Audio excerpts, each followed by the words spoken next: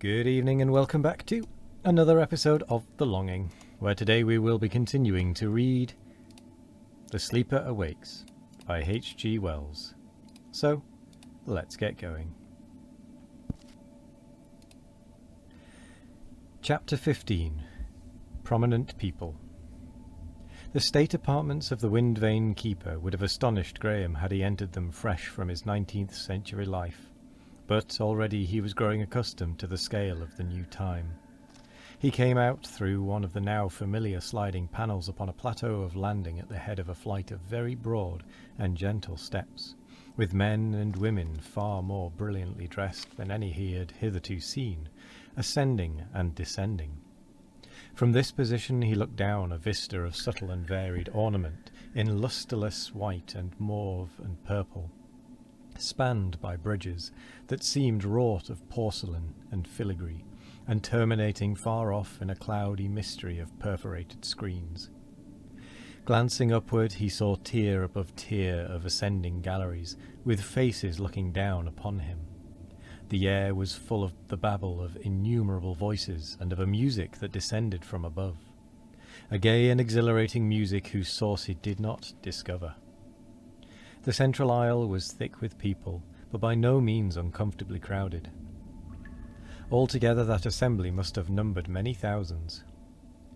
They were brilliantly, even fantastically dressed, the men as fanciful as the women, for the sobering influence of the Puritan conception of dignity upon masculine dress had long since passed away. The hair of the men, too, though it was rarely worn long, was commonly curled in a manner that suggested the barber, and baldness had vanished from the earth. Excuse me. Frizzy, straight-cut masses that would have charmed Rossetti abounded, and one gentleman, who was pointed out to Graham under the mysterious title of an amorist, wore his hair in two becoming plaits, à la Marguerite. The pigtail was in evidence. It would seem that citizens of Chinese extraction were no longer ashamed of their race. There was little uniformity of fashion apparent in the forms of clothing worn. The more shapely men displayed their symmetry in trunk hose, and here were puffs and slashes, and there a cloak, and there a robe. The fashions of the days of Leo X were perhaps the prevailing influence, but the aesthetic conceptions of the Far East were also patent.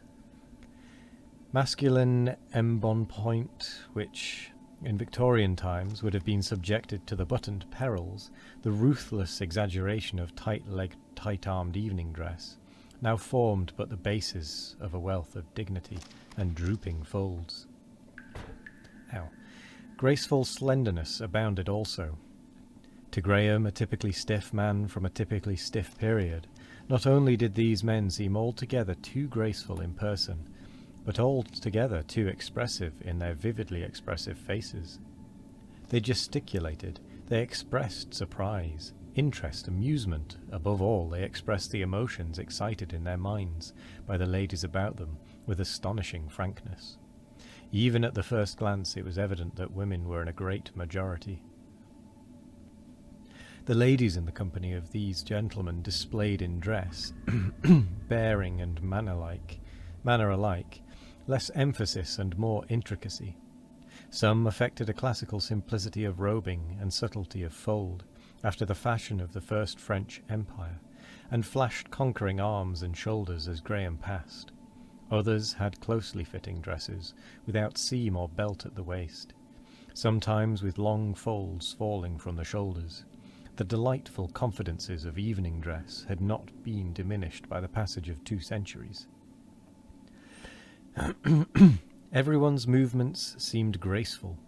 Graham remarked to Lincoln that he saw men as Raphael's cartoons walking, and Lincoln told him that the attainment of an appropriate set of gestures was part of every rich person's education. The master's entry was greeted with a sort of tittering applause, but these people showed their distinguished manners by not crowding upon him, nor annoying him by any persistent scrutiny. As he descended the steps towards the floor of the aisle, he had already learnt from Lincoln that these were the leaders of existing London society. Almost every person there that night was either a powerful official or the immediate connection of a powerful official. Many had returned from the European pleasure cities expressly to welcome him. The aeronautic authorities, whose defection had played a part in the overthrow of the council, only second to Graham's, were very prominent, and so too was the wind vane control. Amongst others, there were several of the more prominent officers of the food department.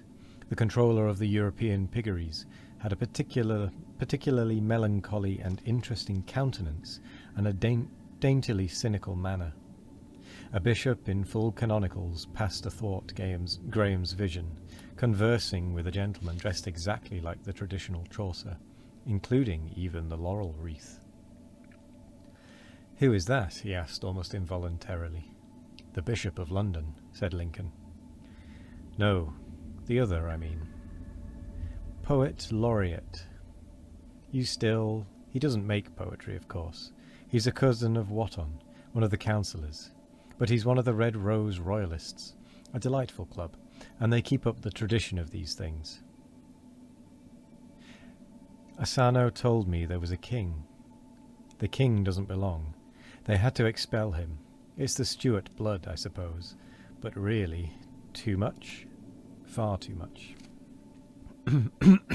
Excuse me.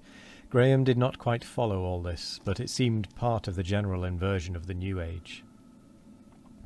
He bowed condescendingly to his first introduction. It was evident that subtle distinctions of class prevailed even in this assembly, that only to a small proportion of the guests, to an inner group, did Lincoln consider it appropriate to introduce him.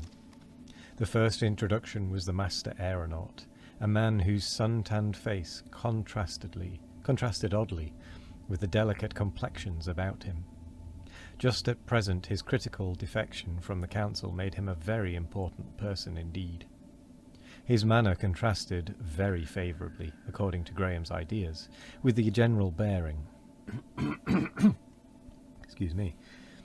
He offered a few commonplace remarks, assurances of loyalty and frank inquiries about the master's health. His manner was breezy, his accent lacked the easy staccato of latter-day English.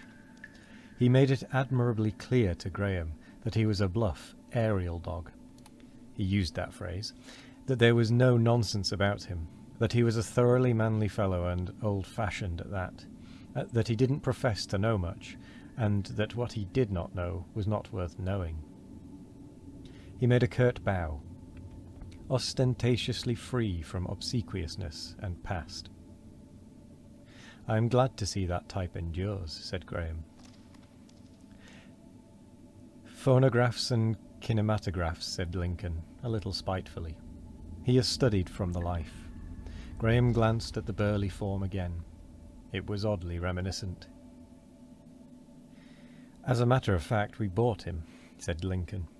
"Partly. And partly he was afraid of Ostrog. Everything rested with him." He turned sharply to introduce the Surveyor General of the public schools.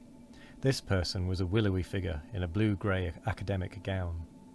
He beamed down upon Graham through pince-nez, I can never say that word, of a Victorian pattern, and illustrated his remarks by gestures of a beautifully manicured hand.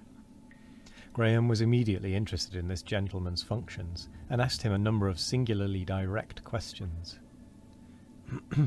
The Surveyor General seemed quietly amused at the master's fundamental bluntness. He was a little vague as to the monopoly of education his company possessed. It was done by contract with the syndicate that ran the numerous London municipalities. But he waxed enthusiastic over educational progress since the Victorian times. "We have conquered cram," he said. "Completely conquered cram. There is not an examination left in the world. Aren't you glad?" "How do you get the work done?" asked Graham. "We make it attractive as possible. And if it does not attract, then we let it go. We cover an immense field." And with that, we kind of come to the end of the episode. Because my throat is also kind of getting a bit sticky, as you can probably hear.